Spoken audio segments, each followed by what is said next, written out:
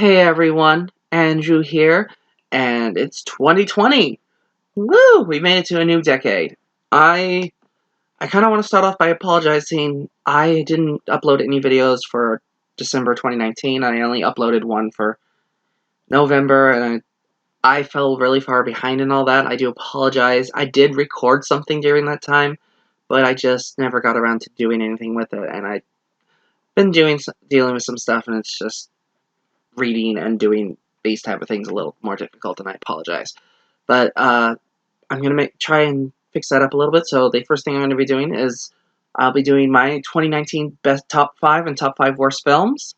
That's gonna be this video is the top is part of that, and then I also plan to do the top 10 best films of the 2010s and top 10 worst films of the 2010s. And I'm gonna do a little bit different format with that. I'm gonna some changes. I'm gonna try to keep that video not super long, but just like moving at a decent pace type of thing. And that'll come out later in January, early February, hopefully before February. Is the plan anyway. So today I'll be doing the top 5 best and worst films of 2019. And you know me, I always like to start out with the negative, so we will start out with the top 5 worst films of 2019.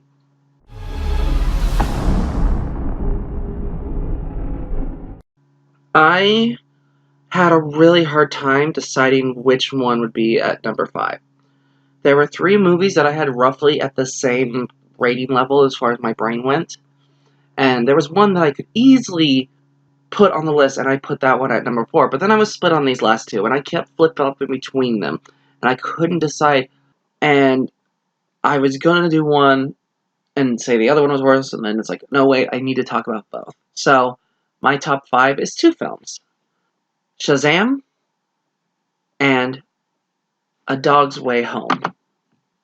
So, with Shazam, I know that a lot of people really kind of like this, a lot of critics really liked it. I thought it was very dry and boring. I did not find it funny at almost any point. There's like maybe 1 or 2 parts that I thought like kind of worked for me, but it was just kind of uh comedy. I did not like Zachary Levi's performance as Shazam. It just didn't do anything for me. It wasn't interesting. I did like the villain in this, Mark Strong's character. That was actually really interesting character, really interesting story arc to go from this kid who had the potential, but then failed, but then had become obsessed with it and gained these powers. The problem is he feels like he's in a completely different movie because his feels like a hardcore R-rated horror film. Because, geez Louise, that scene where he goes into his father's conference room and uses all 7 of the deadly sins to murder everyone in that room is so violently horrific.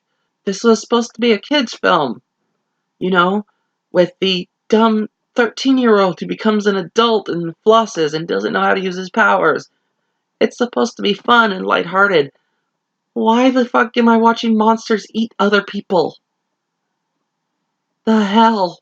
The horrificness of that mixed in with the not that funny nature just drags this down for me. And some of the performances are a little iffy. Actually, honestly, like the performances of some of the others are actually really good. And I do like the solution of how Shazam uses his powers to get him allies to help him.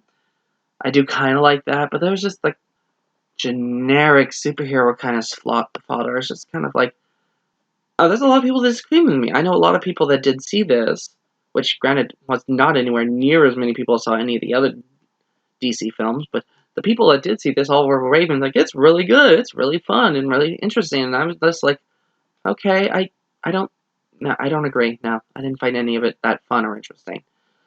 Would I watch Shazam 2 if it came up? Probably, but I would really be hesitant to do so. And again, this is just my nature of me going against what everyone else thinks, because I really liked Suicide Squad and Justice League, and people all just like hate on those all the time, and yet everyone's praising Shazam, and I think it was boring and annoying. That's why that one is my bottom 5. But then it's like we go to A Dog's Way Home, which should be fine, should be passable. I mean, it's a generic kind of dog film of, hey, we hear what the dog's thinking, and they have to go on a journey to get back home to their masters. And that should be good. It should be fine. The entire crux of the story is that Bella was found in this abandoned house that was supposed to be demolished, it's supposed to be removed, but there are hundreds of cats living in there, and one of the cats has been raising this dog that had gotten abandoned by its family there because the family got kidnapped. And this human activist person finds Bella and takes her and starts raising her, and he keeps protesting the demolishment of this house because the guy who owns the property is too lazy and poor to get professional people to remove the cats from the place so that they can destroy it. So then decides, oh, we're going to tell everyone and we're going to get it put that Bella, this little dog about this big, is a pit bull. And we need to take her in because pit bulls are illegal. And I'm just sitting here going, that dog's not a pit bull. Like, but any dog can be a pit bull. It's just a matter of and it's like, no, that dog is not a pit bull.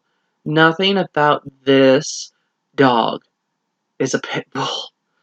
So the entire premise is already sketchy to begin with. Also, like, you're wasting all this time and stuff trying to get this dog and kid in trouble when you could just have hired people to get the cats out professionally. They worried about Bella getting taken, so they take her to this farmhouse to live out while they figure things out. Bella escapes and is going to run home, and she escapes into the wilderness, and there she comes across the dead body of a cougar. And there's a baby cub cougar next to it. And so Bella raises the cougar as she was raised by cats, so she's moving that on. And this cougar is 100% CGI'd in every shot. And it's such horrific CGI that it may as well have been just a giant image that says, I am not real. It would have been better as a text like that, because it's just... This is, to me, one of those movies that explains why, like, CGI, to an extent, is a kind of a detriment to movies. There are a lot of good uses for CGI, but it also gives people an excuse to be lazy and not do things that they could do without CGI. Like, there should be nothing in this movie that requires dramatic CGI. It's just a dog movie. The reason you do a dog movie is it's cheaper, and you can do it easily and quickly and make good money. That's why you do a dog film. It's also, you're being lazy, and you're not even bothering to try to get a real even image of a cougar, something that even looks remotely realistic in there with it. And it makes me long for the days, because we used to do actual animal films with actual animals doing these things. I still remember Homeward Bound, The Incredible Journey, where two dogs and a cat fought a cougar and scared it off, and that was a real cougar, and they were real animals in the same kind of area. And that will live for me forever. This is just like the most dumb imagery I've ever seen. I was just like, and okay, I can forget the cougar being CGI because you're not going to put a real dog with a real cougar. Fine. There are shots where the dog is completely CGI'd. There's a couple shots where there's a CGI'd cat sitting in a living room doing nothing. You couldn't get an actual freaking cat to sit in a room and do nothing. Really. You had to CGI this cat in. It's just... ugh. And, yeah, and it doesn't help that, the voice actress of Bella, Bryce Howard, her voice gets a little grating at certain points. And to be fair, this is not an easy kind of vocal performance to do. Because the previous version of this movie, that this is kind of a sequel to, sort of, before they made the actual sequel, which was A Dog's Purpose, had Josh Gad as the voice of Bailey. And Josh Gad is one of these weird vocal people where he can say super cheesy things in a way that's endearing and charming. Like, Olaf should be the most annoying thing on the freaking planet, but because of his vocal performance, it's actually a likable character. I'm like, wow. And he did the same thing with Bailey, and Bryce Howard tries to do that with Bella here, but doesn't always succeed in that, and it just really doesn't work. So yeah, it's like you get Shazam, which has good effects, but bad story and bad and not funny and weird tonal choices. And then you have A Dog's Way Home, which is an okay story with really bad effects and some bad performances. Ugh. So yeah, those two are my number 5 worst of the year. And there's one that's closely tied to it, but it was just a bit worse. The Lion King. I don't even need to talk too much about this one. We've all heard it. We've all seen as this movie made $100 million. Everyone went and saw it, for the most part. And I just have to ask the question of why did we all do that? Nobody thought. Why did we all think this was going to be good? I did not think it. I was hoping it would be okay. Like, I was hoping that it would at least add something to the story. Like, Beauty and the Beast and Aladdin weren't great movies, but at least they added a little bit to the story. I mean, it didn't really work more often than not, but at least there was enough in there to make it somewhat distinct from the original. But this one, no, this one is a shot-for-shot remake of the original. The little tweaks that they did are so almost completely unimportant, and sometimes even harm the film. Like, the spoken word version of Be Prepared is one of the worst things I have ever seen. You took one of the best villain songs of all time, and you made it into a point in the movie that I just want to fast forward through. I'm also really annoyed that they recast everybody except James Earl Jones. Which, okay, yes, he's a distinct voice, this and the other, but if you're gonna keep James Earl Jones as Mufasa, then you really couldn't keep Jeremy Irons as Scar? The guy who has so much vocal presence that he can just say a word and it has 3 different meanings? Like, and the person they cast and replaced him with should have been okay. FF4 has done good performances in the past, but he takes the same kind of note that we got with Jafar in the Aladdin one, where it's like, they just chose to give a meh, bland, uninteresting performance. It's like they had to be understandable villains. You couldn't let them be the full ham that they were in the originals, and it doesn't work. And none of the vocal performances in this are really any good. And the animation, which this is an animated film. I don't care what Disney says. This is an animated film. There's not a single, like, the only thing real in it at any point is some of the backgrounds, and there are animated films that have realistic backgrounds too. So, to me, but the animation just doesn't really work. It doesn't really show emotions well. It's like, it's beautiful. It's gorgeous. I would love to see some original movies done in this style. Like, honestly, if they chose to remake Bambi and they chose to use this style of animation, I would be all game for that. That would be something cool and interesting to see. But with this, all of the emotion is lacking because the vocal performances aren't giving it, and the facial animation performances aren't giving it. So it's just getting nothing. The only thing in this that sort of even a little bit works is Timon and Pumbaa, which is saying something because I hate Seth Rogen. I can't stand him. Nothing he's in is funny. He does a really good Pumbaa. And the one part of this movie that actually made me laugh was when they got to the Hakuna Matata song and then did the part where they covered Pumbaa's mouth to keep him from saying every time that I farted. And this one he just says, every time that I farted. And he just looks at Timon and goes, you're not going to stop me? You're not going to try to censor me? He's like, no. Okay, farted. Yeah. That made me laugh. And then they continue the song, and then you hear Donald Glover's first attempt at Simba's singing voice, and it's just like, oh, I was like, really? You gave a worse vocal performance than Matthew Broderick. You gave worse vocal performance than Matthew Broderick. Oh, that hurts to say, but Matthew Broderick had more character in his Simba than this Simba does. Visually beautiful, the story is identical to the original, minus the emotion, the good acting. Yeah, no, this one is definitely my number 4. Even the weirdness of this movie could not have prepared me for what came at number 3.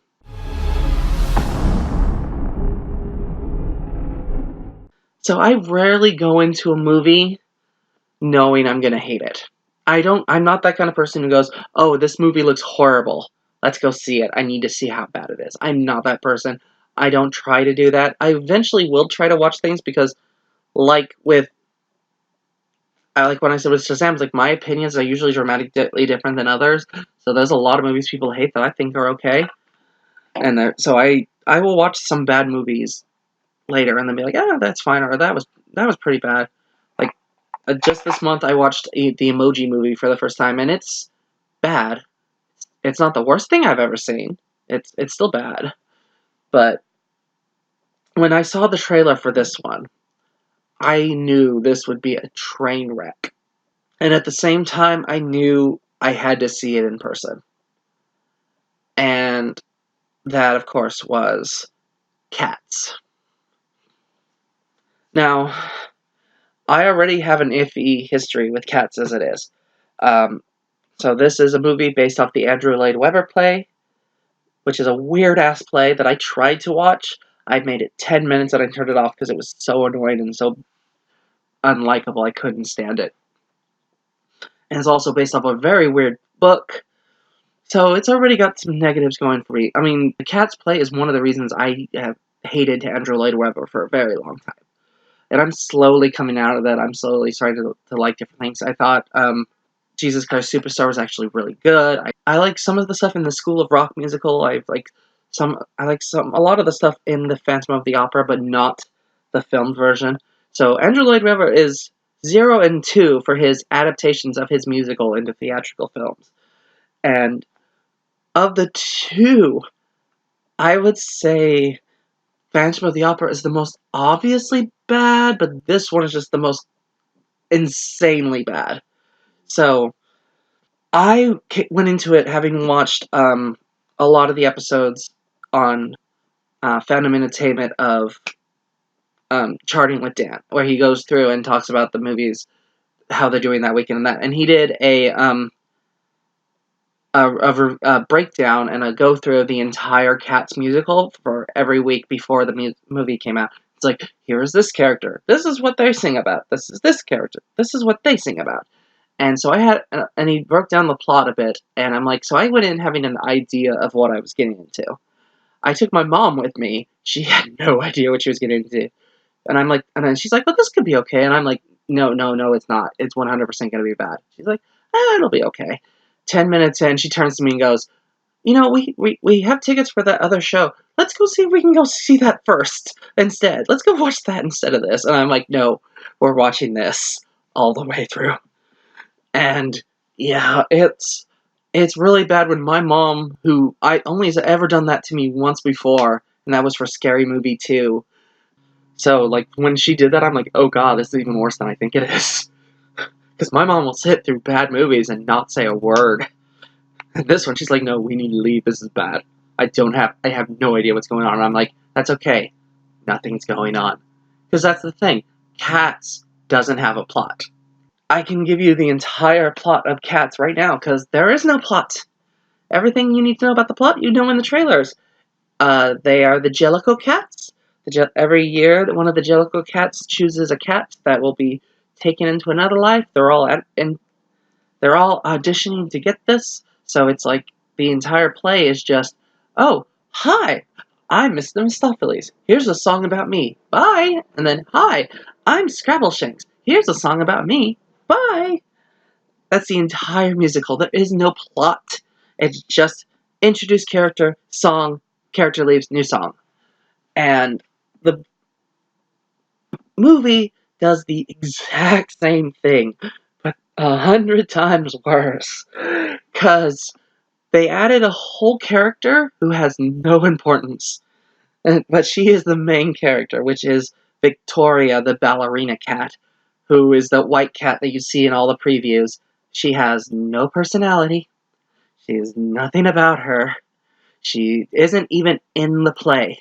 She's not in the play at all. They added her from the movie, and she does almost nothing except help choose the cat that gets to go on type. So you get introduced to the world of cats, and the first song into is like, okay, you start to get a little bit of an idea what it is. Everyone's a little bit smaller than the world around them.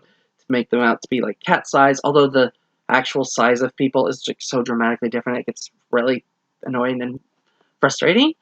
You get introduced to the first two songs, and you get the basics of what's going on, and all of these actors here are performing in one movie. They all have a similar kind of reaction to things. They're all kind of dancers that are also have some cat qualities every once in a while, but they're mostly humanoid. And if you want a really quick drinking game, take a shot every time they say the word Jellicoe. You'll be dead within the first 3 minutes. Then we get introduced to the first of the big cats in the musical numbers. And the first one that we get is played by Rebel Wilson. And like her and James Corden, who's the next person that we meet, are in completely different films than everyone else is. Like, they are doing the SNL spoof versions of this musical, and it is horrendous. Like, legit, if you just want to see how bad this musical can be, just watch the Rebel Wilson's musical part. It is it's so horrible. So she keeps trying to do things that are very Rebel Wilson. It's like, oh, I'm gonna do this sexy movement with my legs. Oh, I'm stuck. I'm too fat. And she does that a bunch. And she's like, oh, I've trained the mice to perform. And she pulls apart this curtain, and there are these little mouse children with human faces and Mickey Mouse-like bodies. And they're all singing and tap dancing, and they're the size, they fit on your palm, and it is horrific. And then you get introduced to cockroaches with human faces. And there's a point where, like, Rebel Wilson unzips her fur and reveals the studded red dress outfit underneath, but has also got her cat fur under that. And you're just like, the hell am I watching? What is this? Is this am I high? Did they drug me? That's what, if you want to know what drugs feel like, this musical is a very good example. Like, oh god. And even when they get a little bit calmer, there's every couple shots where they shift the camera to focus on someone, and you have that half second when you see them as a human, and then you see their ears kind of flicker and move in, and you're like, oh, you get thrown out every few moments.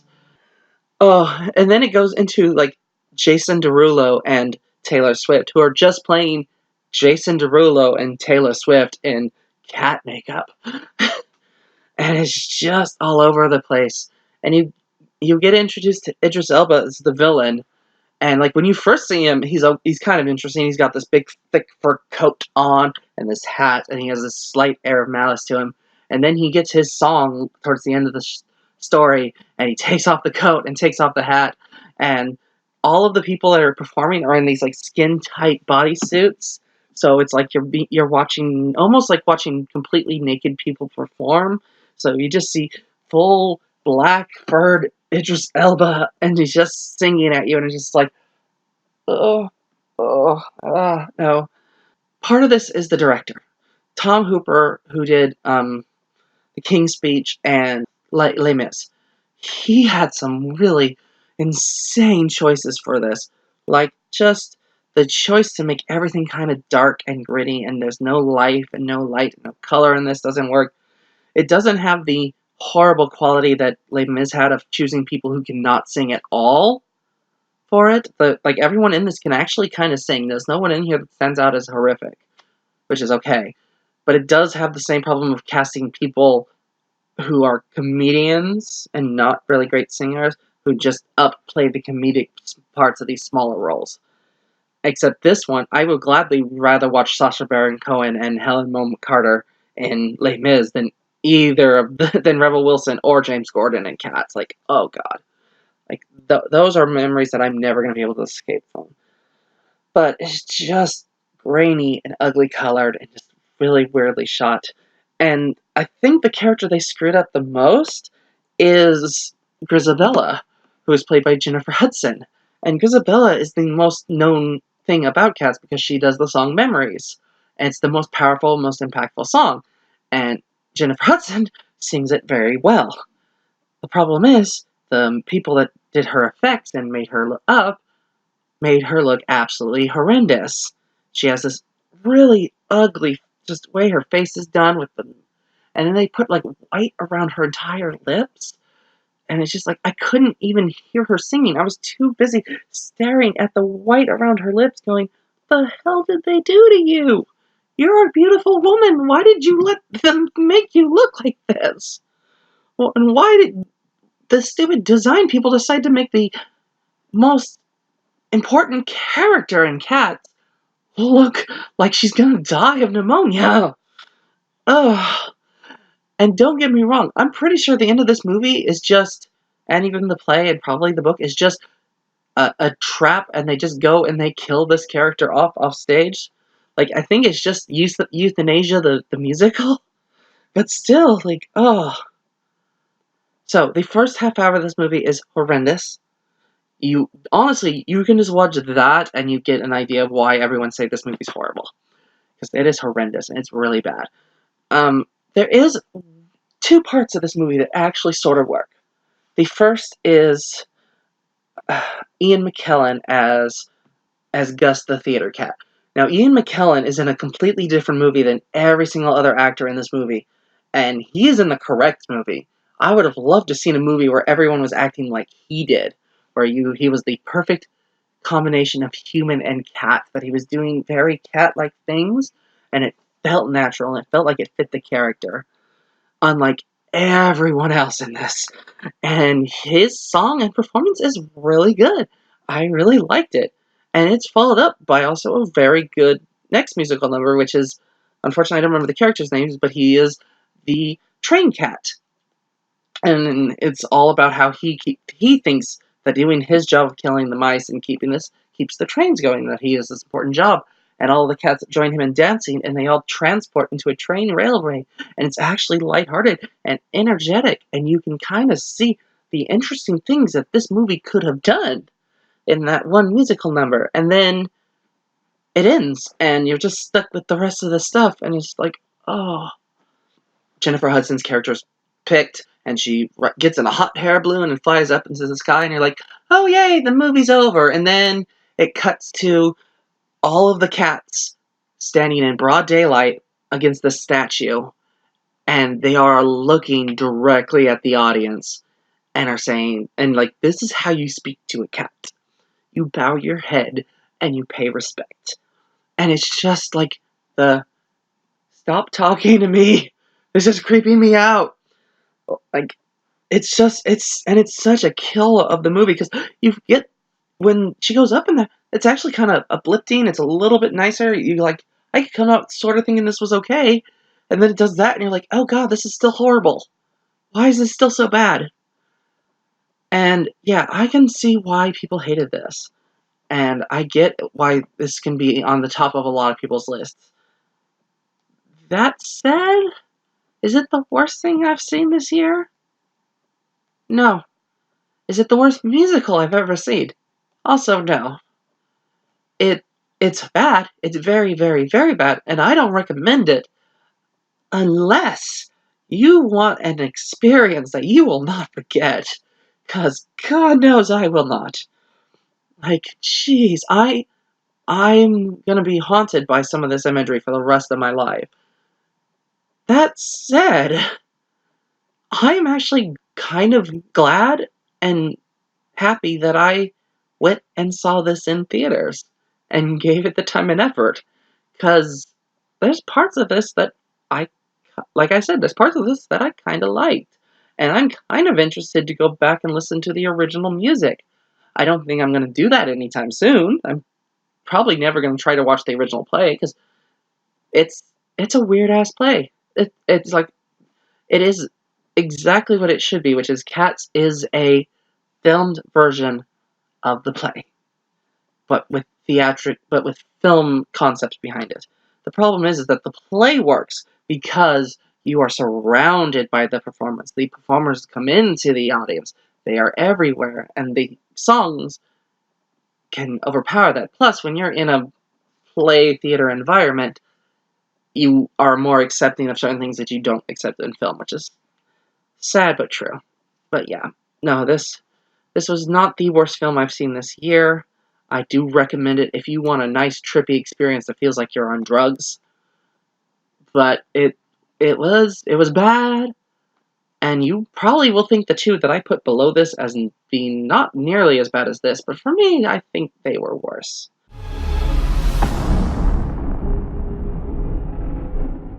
So, this year had a couple movies that were just like reimaginings or remakes of older movies, just with a like sex change or a different context.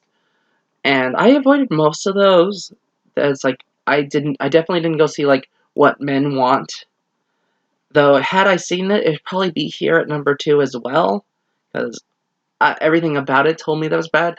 But it was sort of that thing of like that one wasn't a great concept for the original movie, and the concept for the film itself is stupid because what are men thinking? I'm like, you don't necessarily want to know what we're thinking. We're pretty straightforward. If we are not thinking about the thing that we are doing or talking about, we're thinking or talking about sex. I'm sorry, but guys are weird and gross. But, so like the whole thing about that is kind of dumb, and there was no way that movie could be good.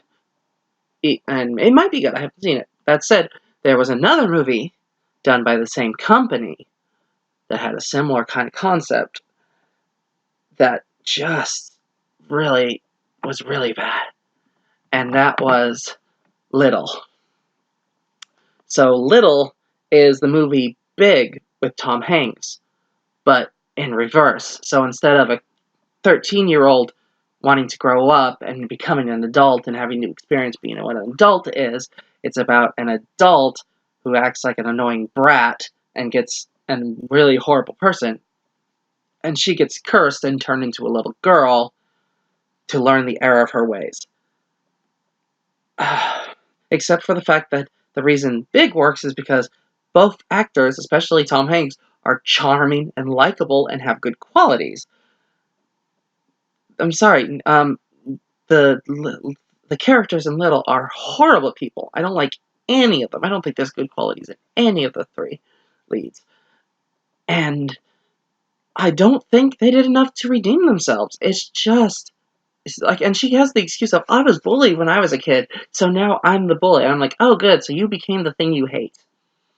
Great. Thank you for perpetuating that negativity onto the people around you. And then she gets shrunk into Little, and she doesn't really seem to learn her lesson. I don't feel like she actually grew or changed or became a better person, even though at the end she acted like she did. I don't think she did enough to warrant being returned to an adult, but yeah. And then it doesn't help the fact that the movie is not at all funny. There's no point in this that I actually thought was funny.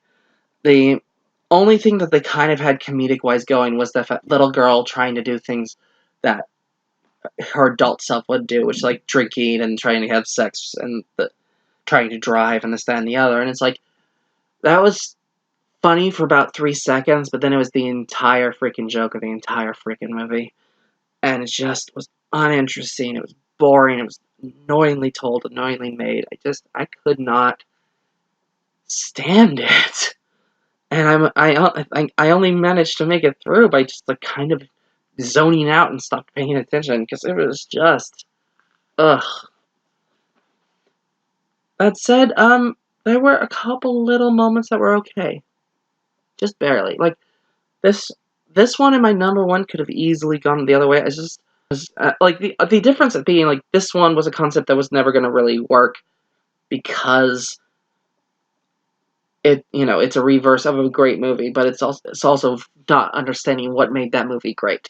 This one never really stood a chance of being any good for me, but it's still like if it had been somewhat funny, I would have been okay with it. But the lack of humor with the horrible characters and the horrible storytelling and just so predictable and so uninteresting.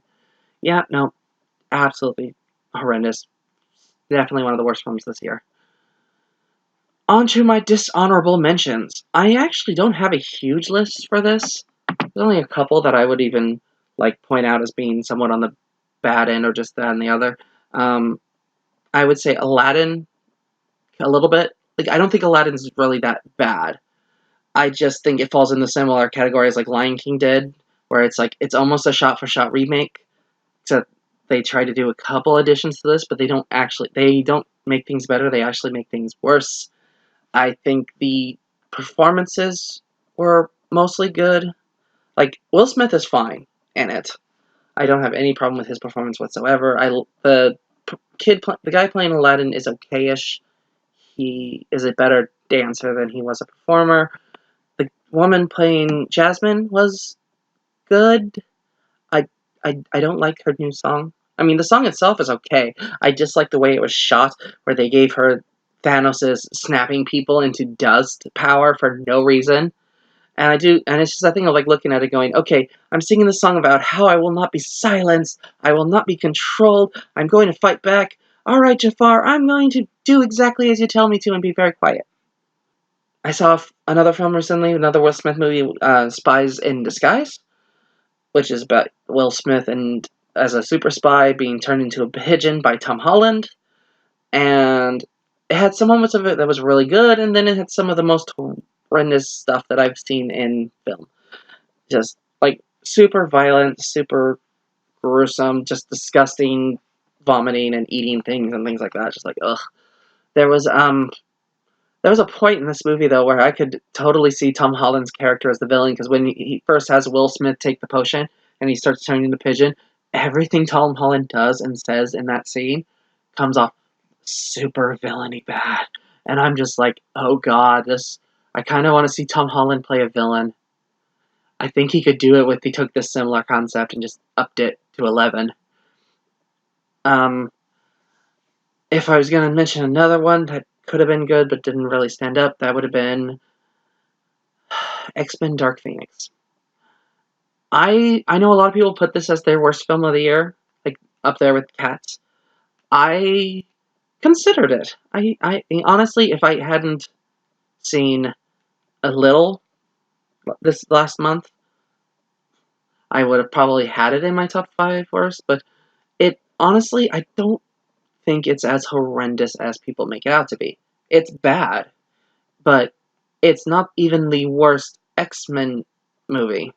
Like, it's still better than X-Men Origins Wolverine. I put it about as par on with Apocalypse, where it's like, it's flawed. There's some stuff that kind of works. There's a lot of stuff that really doesn't.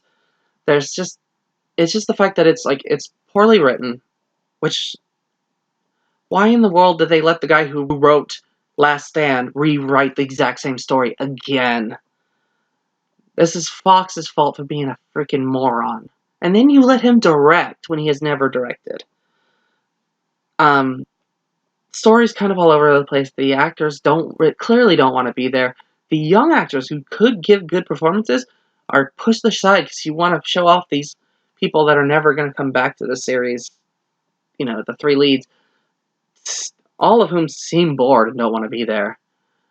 I find it weird though. I've seen people talking about it, and everyone brings up that scene where Jean Grey makes Xavier walk up the stairs like a puppet, and they're like, "That's horrendous." I'm like, that didn't bother me. Actually, that was supposed to be body horror, and it was a little bit, but it wasn't that bad. Like, I think it was supposed to be scary, and it was just a little funny, but I still kind of worked. I mean, it's just that thing of like, she's holding him up. The second that she lets go, his legs will snap. So, yeah. Honestly, not the best X-Men. And a lot of people are just mad because that's how the X-Men series goes out. Not with a silence or not with a bang, but with a fart.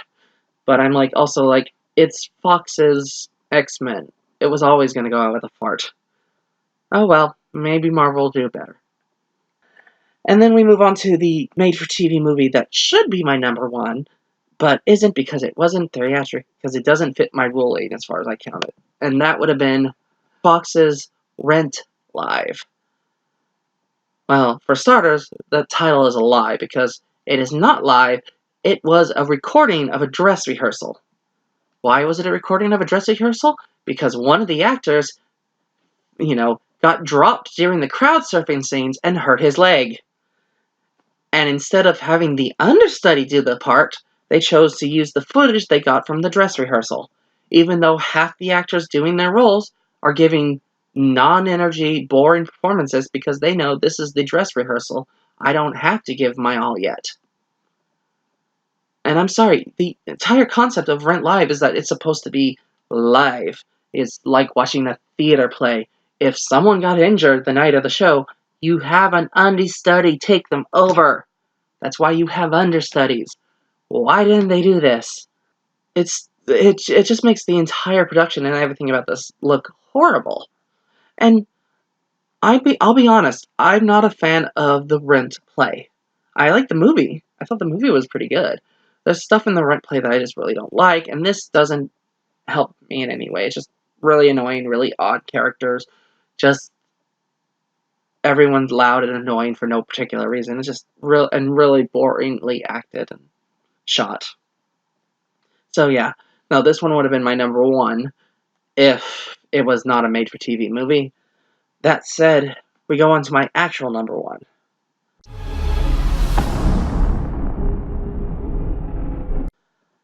So, one of the things about me is I don't have Netflix.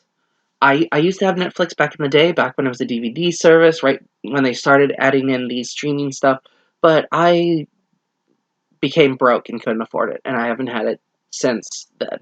So I haven't had it for almost a decade. So I don't watch a lot of the Netflix movies. That's why I don't add a lot of them to this or do things of that nature, because I don't have it, and I'm not planning to buy it anytime soon. I may at some point, but I don't think so. So when I do watch one, it's very rare, and I ended up watching two this year, and one of them was fine. It was a pretty decent movie called Point Blank, which was just a kidnapping someone to get their help type of action adventure movie. But then I watched another movie, and I stopped watching this actor's movies years ago because he hasn't made a good movie in forever.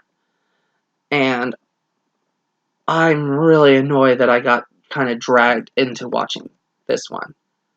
And the name of that movie is Murder Mystery. I'm really sad to say that Adam Sandler still sucks. He has not improved. He still is giving the shittiest performances that he can muster. And he is continuing to drag down everyone who performs with him. This is such a generic, uninteresting movie. Just nothing in this works. Like, Adam Sandler is one of the most annoying characters I've ever seen him as. This is the worst This is the most I've hated him since he did Click. And to be fair, I haven't seen Jack and Jill. Probably since Jack and Jill, but still. Like, just a character who is unlikable in every regard. Jennifer Aniston is dragged down with him as this horrible, whiny, annoying wife character who has no redeeming qualities. Every single side character is pulled down alongside it. Just horrific. And then the story is super predictable and boring and uninteresting. And it should be interesting. It's a murder mystery. And yet, I knew who one of the murderers was right away because they left the room during the murder. And it turned out there were two. And I don't have a problem spoiling this because I'm saving you time. The other murderer was someone pretending to be someone he wasn't. And so then he tries to run away, and the main two characters chase after him, and you get the exact 7 minutes of this movie that were actually kind of good, where they're doing a car chase, and it's a little funny, and a little interesting, and it kind of sort of works for a moment, and then the chase is over, and the movie's done, and you're just like, oh god, the 7 minutes of that doesn't make up for the hour plus of just horrific story acting. There's a part in one of the scenes where Adam Sandler's wife is reading the mystery novel in the plane, and he's like, the butler did it. And she's like, there's no butler in the story. He's like, but the butler always did it. And I'm like, alright, the butler's gonna do it in this one. And it's like, well, was I right? Yes. Well, kind of, because the person who did the murder, their name translates into butler. So, jeez, it was just so annoying and so badly acted. The only thing that I got of any positivity out of this was I learned a new way to floss. Because they all floss like this. I'd never seen anyone floss that way, and I've tried it, and it actually kind of works. That's the only good thing out of the entire film. And I'm sorry, when a comedic murder mystery, and the best thing about it is that I learned a new way to floss, That's bad. And yeah, it's just and I'm sad. I'm like I don't think Adam Sandler can come back from this. I mean, to be fair, he's never come back from Jack and Jill. He's never going to be good again. I don't think he ever will be. And I know right now he has a uncut gem movie that's supposedly doing fairly well for acting wise, and it's like, yeah, but that's dramatic, and we know if he has a decent director, he can pull off a decent dramatic role. Problem is that even his dramatic roles are not great. I'm like, and if you can't do your comedy roles, the thing that you became famous for, because you've refused to put in effort, I'm sorry, I'm not going to watch any more of this. And I didn't even want to watch this one. I got stuck watching it with my family, and we were all too worried and too hesitant to even though we were all staring at each other like, this sucks. None of us were brave enough to say, this sucks, let's turn it off. Yeah, and I end up watching a lot of trash because of that. But yeah, this one was, for me, the worst film of the year. What did you all think? Let me know in the comments. Do you agree that Murder Mystery is one of the worst things of the year? Did you think Cats deserves to be number one? Am I too hard on Shazam? Are did you actually think Lion King was an amazing film and deserves a 5 out of 5 type of rating? Let me know in the comments below. I will be recording the top 5 of 2019 and uploading that within the next 2 weeks or so. Until then, happy reading, happy watching, and I'll see you all later. Bye!